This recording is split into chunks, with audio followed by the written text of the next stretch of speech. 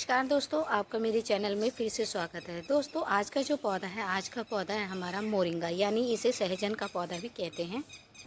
ये पौधा सभी पौधों में से अलग होता है। ये अपनी बिल्कुल अलग पहचान बना कर रखता है। आज मैं आपके साथ इसकी कुछ जानकारी शेयर करूंगी। आई होप आपको पसंद आएगी। दोस्तों, ये जो प्लांट होता है ये बहुत ही बहुउपयोगी प्लांट होता है। इसके बहुत सारे यूज़ होते हैं। अगर आप इसे एक बार अपने गार्डन में ऐड कर लेते हैं तो ये नहीं है कि ये केवल ग्रीनरी के लिए ही प्लांट है। ये ग्रीनरी के लिए नहीं, बल्कि ये एक ऐसा औषधीय प्लांट है जो आपकी हज़ारों बीमारियों को ठीक कर सकता है। अगर इसके नाम की बात करें तो इसे सहजन कहा जाता है, हिंदी में सहजना या सेजन, मुनगा, या फिर इंग्लिश में इसे ड्रम स्टिक प्लांट के नाम से जाना जाता है। ये छोटा पौधा नहीं होता है, काफ़ी बड़ा पौधा होता है। ये एक ट्री है।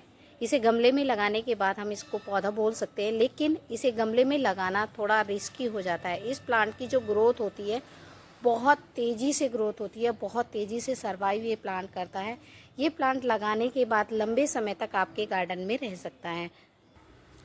और अगर इसके यूज़ की बात करें तो जो सहजन का पौधा होता है बहुत ही ज़्यादा डिफरेंट इसके जो पार्ट होते हैं, यानी जैसे फलियां, पत्तियां, बीज और छाल का उपयोग सब्जी, औषधि और सारे बहुत से कामों के लिए किया जाता है। अब बात आ जाती है इसके पोषक तत्वों की। सहजन का जो पौधा होता है इसके जितने भी पार्ट होते हैं, पत्तियां हो, तना हो या फिर इसकी छाल हो, वो सभी यूज़ में आते हैं, जिनमें प्रोटीन, विटामिन, खनिज और एंटीऑक्सीडेंट तत्व शामिल होते हैं।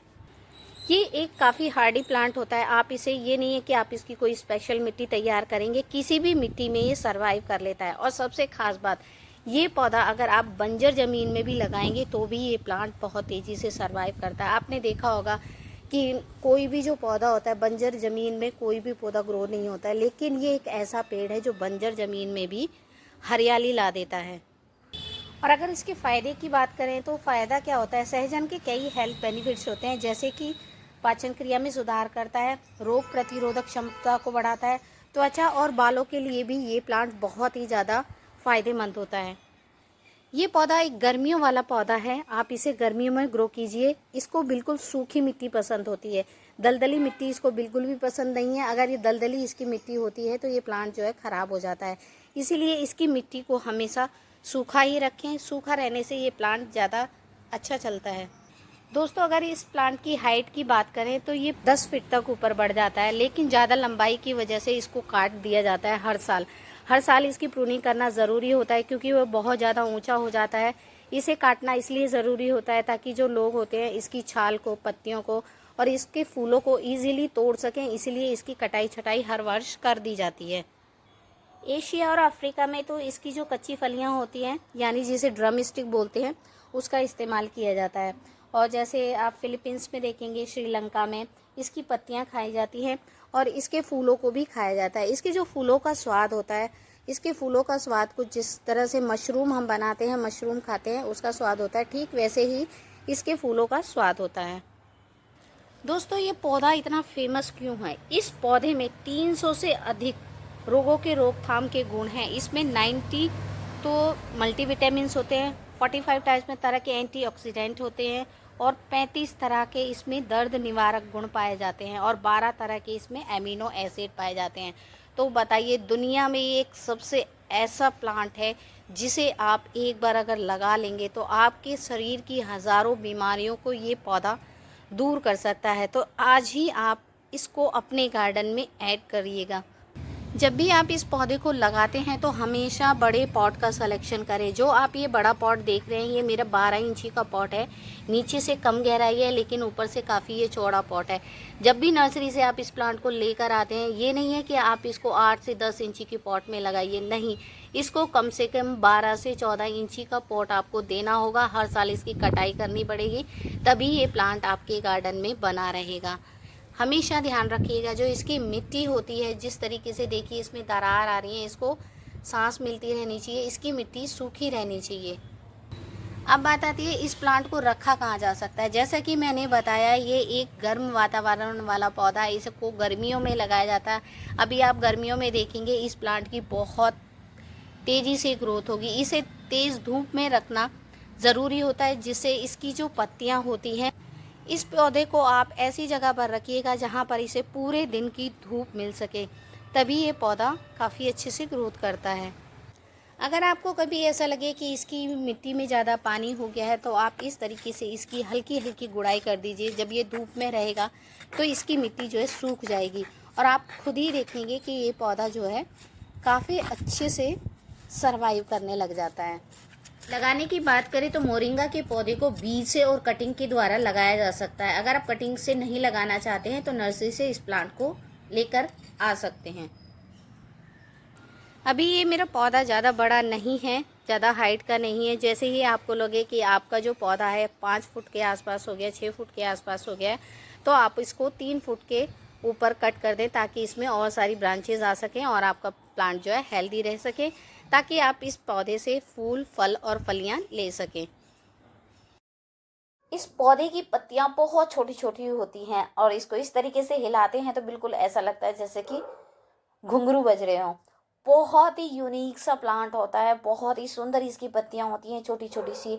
एक बहुत लंबी सी पत्ती निकलती है, फिर उसके अंदर बहुत सारी पत्तियां निकलती हैं और उसके अंदर भी पत्तियां ही निकलती हैं। यानी कि ये जो पौधा होता है, एक लंबी पत्तियों के साथ इसमें 3 से 4 बार पत्तियां ही पत्तियां निकलती हैं, जो कि एक मदर प्लांट पर बनी रहती हैं। ये पौधा लगाने का बिल्कुल सिंपल मेथड होता है। अगर आप इसको अपने गार्डन में लगाना चाहते हैं, इसकी पत्तियां बहुत ज़्यादा हेल्दी होती है। आप सुबह सुबह खाली पेट इसकी पत्तियों का सेवन भी कर सकते हैं, जो पेट के लिए बहुत ही ज़्यादा हेल्पफुल होती हैं। जैसे जैसे इस पौधे की ग्रोथ होती जाती है, इसमें नया फुटाव शुरू होता है। ज़्यादातर ये पौधा बरसात में अपनी न्यू ग्रोथ स्टार्ट करता है। जब मैं इस पौधे को लेकर आई थी तो ये पौधा बहुत छोटा था, लेकिन अभी आप देख सकते हैं इस पौधे की हेल्थ बहुत अच्छी हो गई है। मैंने इसको कैसे रिपोर्ट किया था, कैसे इसकी मिट्टी तैयार की थी, वो मैं इस वीडियो में आपके साथ शेयर करूंगी।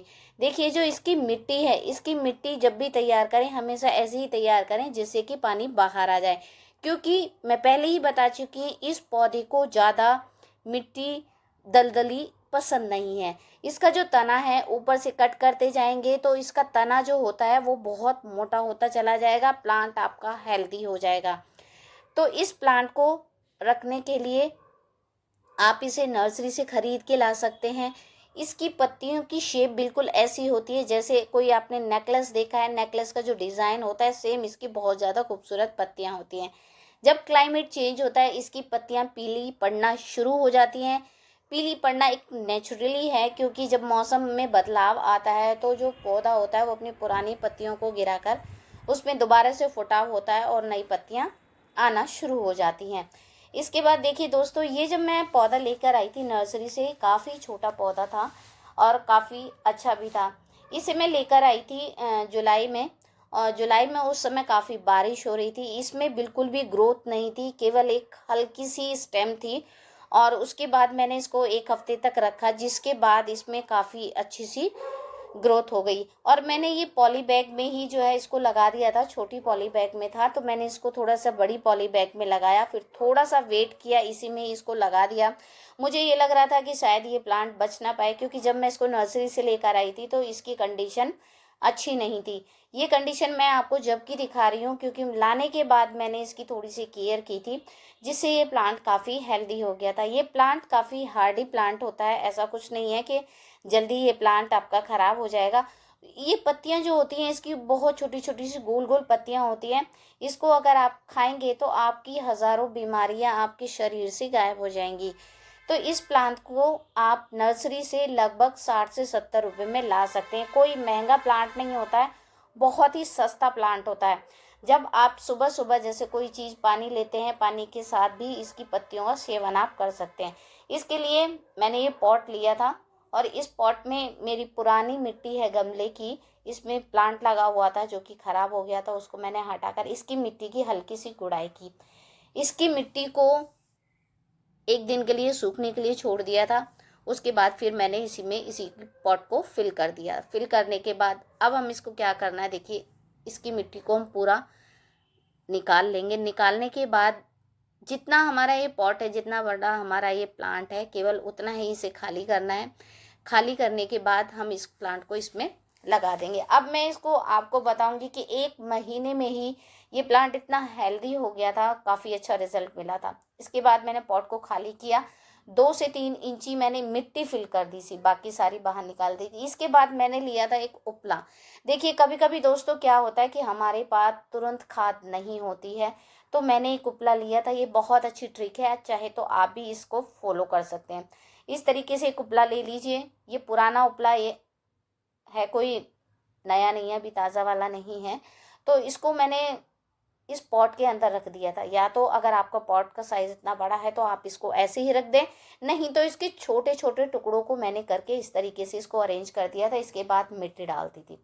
इससे क्या होता है ना, जब पौधे को हम लगाएंगे, उस पौधे की 1 से 1.5 महीने में जब तक इसमें रूट जाएंगी तब तक ये पूरी तरीके से डिकम्पोज हो जाएगा। इसके बाद मैंने थोड़ा सा 2 मुट्ठी इसमें वर्मी कंपोस्ट डाल दिया था, जिससे कि खाद वो जल्दी बने। वर्मी कंपोस्ट को अगर हम काउडंग कंपोस्ट के साथ ऐड कर देते हैं, पूरा वो डिकम्पोज नहीं हो पाता है, तो वर्मी कंपोस्ट ऐड करने से वो अच्छे से बहुत जल्दी से डिकम्पोज हो जाता है। इसके बाद मैंने थोड़ा सा फंगीसाइड ले लिया था। फंगीसाइड से इसमें कोई फंगस नहीं लगेगा। देखिए ये 1 महीने का रिजल्ट है और मैंने आपको दिखाया था, इसी में ही लगा हुआ था। इसमें एक कोलियस का प्लांट भी देखिए ग्रो हो गया अपने आप ही, कोई सीड इसमें होगा। तो ये भी इसमें शायद ये मोर करगी वाला प्लांट है। और हेल्थ देखिए इसकी कितनी अच्छी हेल्थ हो गई है। बरसात में तो गजब का इसका रिजल्ट आपको देखने के लिए मिलेगा। अब हम इसको करेंगे रिपोर्ट, क्योंकि ये पॉट इसके लिए काफ़ी छोटा हो गया था और पॉली बैग में लगा हुआ था। मैंने 1 से 1.5 महीने बाद इसको रिपोर्ट कर दिया था। इसकी पत्तियाँ थोड़ी सी पीली पड़ने लगी थी। जो पुरानी पत्तियाँ होती हैं वो तो अपने आप ही धीरे धीरे समय के साथ जो है पीली होकर नीचे गिर जाती है। इसमें कोई घबराने वाली बात नहीं होती है। इसके बाद आपको जिस पॉट में शिफ्ट करना होता है उस पॉट को आप उसी हिसाब से उसमें गड्ढा कर दीजिए और उसको लगा दीजिए। जो थोड़ी सी मैंने एक्स्ट्रा मिट्टी इसकी हटाई, मिट्टी आप देख ही सकते हैं काफ़ी भुरभुरी और काफ़ी अच्छी मिट्टी थी इसकी, हल्के हाथ से हटाने से ही हट रही थी। इस तरीके से लगाने के बाद मैंने जितनी मिट्टी इस पॉट से बाहर निकाली थी उस मिट्टी को इस तरीके से पूरा भर के रख दिया था।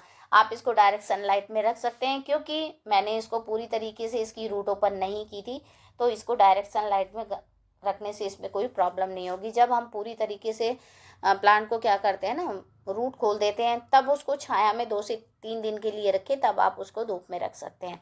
लेकिन अगर आपने रूट ओपन नहीं की है तो इस तरीके से पौधे को लगा सकते हैं, कोई प्रॉब्लम आगे चल के नहीं होती है।